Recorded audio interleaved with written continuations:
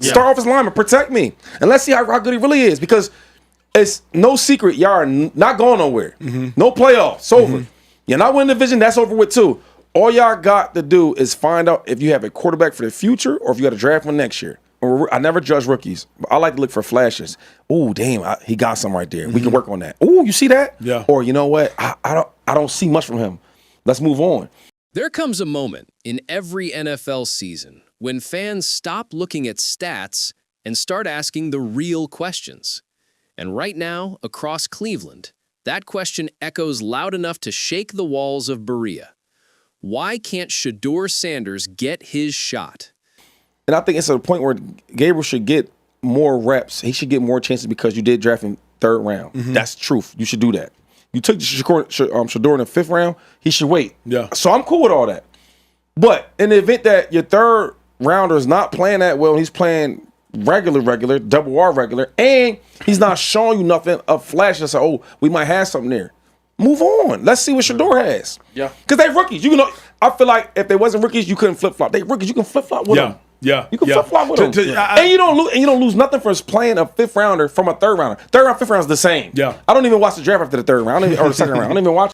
This isn't just another rookie waiting on the bench. This is Deion Sanders' son, a young quarterback who's carried expectation, pressure, and spotlight since the moment he walked into Colorado's locker room. A player who turned the Buffaloes into a national phenomenon and made college football feel alive again. But in Cleveland, he's watching from the sidelines while chaos unfolds in front of him.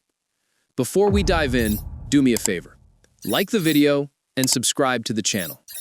If you love Shedeur, then comment SS 100%. Can't make it out there. My name is... I wish I could though, but it just can't happen. I got treatment out here. I can't be I gotta get ready. Big ready. Shedeur was asked if he'd be heading back to Colorado for homecoming, where his jersey has already been retired. He smiled and said no, he wasn't going. I got treatment out here. I gotta get ready. Big ready. It wasn't just a casual comment. It was a message. A young quarterback turning down a weekend of glory to focus on recovery and preparation. While his old college teammates were celebrating, Shedeur was in Cleveland, grinding in silence, preparing for something bigger. And that was enough to get the attention of every analyst who's been watching the Browns' quarterback room collapse in real time. Cleveland's season has been chaos from the start. Injuries, inconsistency, and a revolving door of quarterbacks have left fans wondering if this team even knows who's in charge under center. Dylan Gabriel, the third-round rookie, was supposed to bring stability. Instead, he's been average at best. Not terrible, not great, just there. As Emmanuel Acho put it, he's been mid. Meanwhile, Shedeur Sanders, the fifth-round pick with superstar pedigree, sits quietly in the shadows. No snaps, no spotlight, just whispers. But when you listen to the people close to the Browns organization, you start hearing something different. Coaches, assistants, even a few players have been saying the same thing behind closed doors. Shedeur just has it. And there are some quarterbacks, Nick Foles, prime example. I don't think Nick Foles was like that crazy good, and that's my brother. Like, that's my former roommate. Foles had it. I don't know what the hell it was, but you put Foles in the game, and Foles would just go crazy. Shady knows. Foles had 27 touchdowns, 2 interceptions, and like 10 starts. Foles wins the Super Bowl MVP. Yeah. Like, now, like, he career to this, but like some dudes just got something that you can't describe. And Shedeur, to me, is one of those dudes that just got something that on the football field, I don't know how all these things become touchdowns. They do. And I recognize that. The young brother's pretty good. He's sharp in meetings, precise in throws, disciplined in film study. He doesn't act like a rookie who's overwhelmed. He acts like a quarterback who's ready. So why isn't he playing? You got a player that people want to see, that they're curious about. Is he good? Was he a fifth rounder or really a first rounder? Let's find out. He wasn't just talking as a commentator. He was talking as a former player who's seen locker rooms crumble under bad coaching decisions. Shady made it clear, Cleveland's season is already over. No playoffs, no division crown. So what's left to lose? He said, all y'all got to do is find out if you have a quarterback for the future or if you got to draft one next year. And he's right, because if you don't know that answer by the end of this season, you're not building a future. You're wasting time. But this debate wasn't just about opportunity. Emmanuel Acho took it deeper, into Shedeur's mindset, his growth, and his journey from college stardom to NFL humility. Acho said the biggest reason Shedeur might be ready isn't physical, it's mental. He's already gone through the hate, the pressure, and the spotlight. He knows what it's like to have every mistake magnified, to have every interception turned into a trending clip. And yet, instead of breaking, he's learned to tune it out. To Acho, that's the sign of a quarterback who's ready for the league. He said, half the people gonna love you, half the people gonna hate you. But now Shedeur has shown the mental maturation that suggests he can take it. Then he pointed out something deeper. The decision not to attend Colorado's homecoming was a test of humility. He said, Shedeur could go back and be a king in Colorado. Instead, he's choosing to remain a roster-wise peasant. That line hit hard, because it showed how much Shedeur has grown from the confident, sometimes cocky young man who once dominated headlines to a focused professional determined to earn respect, not demand it. If there's one thing fans can agree on, it's that the Browns are wasting valuable time. They have a rookie quarterback room, 2 young quarterbacks, 1 third-rounder, 1 fifth-rounder, and yet they're treating one like a franchise project and the other like a backup clipboard holder. McCoy didn't hold back on this point either. He warned that if the Browns do finally let Shedeur play, they better not throw him out there with third-string receivers and backup linemen. He said, don't put me out there with some bums. Put me out there with the starters and let's see how good I really am. Because here's the truth. No rookie quarterback can shine if you're surrounded by second-tier talent. The goal isn't to test if Shedeur can survive. It's to see if he can lead. Yeah, I think it's just part of it. You know, there's entertainers and there's competitors. And I totally understand that. And my job is to compete. And that's what I'm focused on doing. Of course, we're doing this mid-game, but, you know, it's something that I'll get used to and just want to be the best team that I can and create an environment where we can all go do our best work. That's all we want to do. And right now, Cleveland's doing neither. Then came the unavoidable comparison. Dylan Gabriel versus Shedeur Sanders. He was drafted higher, and that's the only real reason he's starting. But the performances haven't justified the faith. Acho said it straight. Dylan Gabriel looks limited. At his best, he's gonna be what? Tua? And the numbers back it up. Tua in college was exponentially better. Gabriel doesn't have that same ceiling. So what are the Browns protecting here? A mid-level rookie experiment that's showing no flash, no upside, no leadership spark? Shady's take was simple. If your third-rounder ain't showing you anything special, move on. Let's see what Shedeur has. And that's where the whole debate shifts from commentary to reality. Because what we're really seeing isn't a football issue. It's a political one. Let's be honest. Shedeur's name carries weight. It's not just about football, it's about legacy. And that makes coaches nervous. When your father is Deion Sanders, every decision involving you becomes a media storm.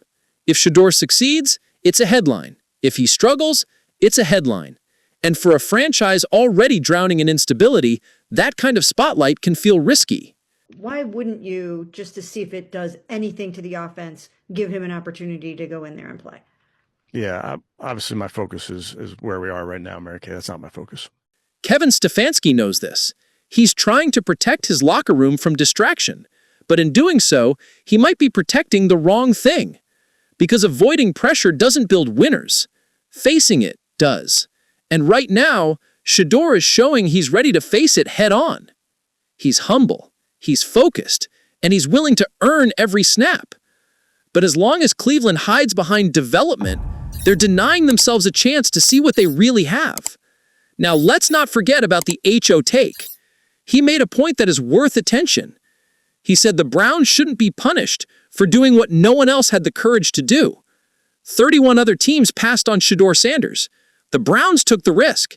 And as Acho said, at least Andrew Berry, the black general manager, said we'll take a chance on Shedeur. That's a fair point.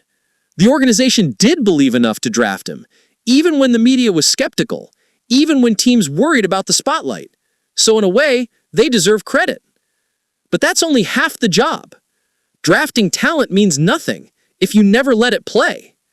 The real courage isn't picking Shedeur. It's trusting him. And Shady didn't let that point slide. He fired back with the energy only a former All-Pro could bring. He said, "So I'm supposed to just be grateful? You draft me, but I can't play? I want to play." That line summed up everything Shedeur supporters have been saying for weeks. You don't draft a quarterback just to make him feel thankful. You draft him to compete. And when the player you picked ahead of him is struggling, refusing to give the other guy a shot isn't loyalty. It's fear. Shady broke it down perfectly. You drafted a dude from Oregon nobody was even talking about.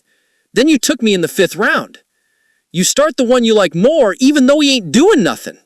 What are we doing here? That's not strategy. That's confusion. And that brings us to the core of this debate, dysfunction. Because no matter how talented the roster, the Browns can't escape their own chaos. They've changed quarterbacks, coaches, and offensive coordinators more times than fans can count. The only thing that stays consistent is the inconsistency. McCoy pointed out something deeper. Free agents don't even want to go to Cleveland unless the team overpays, because he says players see how y'all treat your quarterbacks. Nobody wants to play for that. He's right. When your franchise looks lost, even money can't buy respect. It's the same cycle every few years. A promising draft, a new plan, a short leash, and a rebuild all over again. And until someone in Cleveland decides to take a risk and give the young quarterback the keys, it's never going to change. The Shedeur factor. That you can't coach. There's something you can't measure in stats, and Acho said it best. Some quarterbacks just have it. He mentioned Nick Foles, not the most gifted athlete, not the biggest arm, but when the lights came on, he delivered. 27 touchdowns, 2 interceptions, and a Super Bowl MVP. Foles had something you couldn't explain, and Acho believes Shedeur has that same spark. He said, "I don't know how all these plays become touchdowns, but they do. That's what separates good from special. And you don't find out if someone has it by keeping them on the bench." So here's where the Browns stand today. A broken offense, a fading playoff hope, and a quarterback question that won't go away. Dylan Gabriel has had his shot, steady but uninspiring. The veteran backups are long gone, and fans are tired of the excuses. At some point, you have to stop managing the situation and start evaluating your future. Because every week that Shedeur sits, you're not just holding him back, you're holding the franchise back too. And inside that locker room, players feel it. Every team knows when there's a spark on the bench. When a young player shows flashes in practice, when the receivers start whispering, "Hey, this kid can throw," that energy is dangerous for a head coach trying to maintain order. But it's also what great teams are built on. If the locker room starts to believe in Shedeur before the coaching staff does, it's only a matter of time before change comes from inside. And right now, that's what's building in Cleveland. A quiet belief that maybe, just maybe, the answer's already on the roster. Fans have been louder than ever. Every Browns post on social media gets the same replies. Start Shedeur. Give him a chance. Let's see what he can do. It's not just hype, it's hope. Cleveland's been desperate for a quarterback they can rally around. They've watched legends come and go, watched draft picks flame out, watched veterans disappoint. And now, they see a young man who actually wants to be there, who's willing to stay during bye week for treatment, who's staying humble, who's putting in the work. That's the kind of dedication this city respects. At some point, the Browns are going to run out of excuses. The season's already slipping away. The fans are restless. The team's stagnant. There's only one thing left to do. Let Shedeur play. Not in garbage time, not with the third-string offense. Give him the real shot he's earned.